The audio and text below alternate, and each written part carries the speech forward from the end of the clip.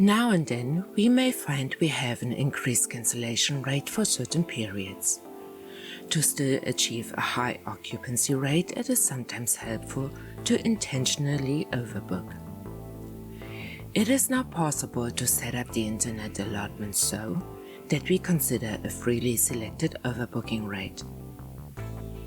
To achieve this, we access allotments per day and we enter a negative number in the desired category in the column float rest.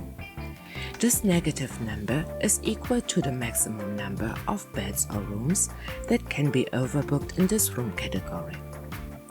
It signifies the negative number of the float rest is added to the available or free beds or rooms.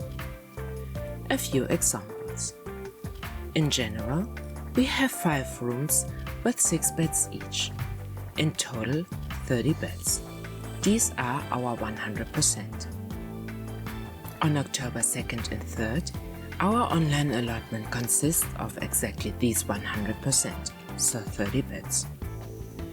From October 5th until 13th, we allow a maximum overbooking of 18 beds, which is why -18 has been entered in the column float rest.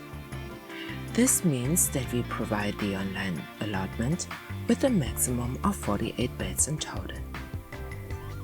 On October 7th and 8th, all our 6 bedrooms have already been fully booked, which is why we are only making our allowed 18 beds to be overbooked available to the online allotment.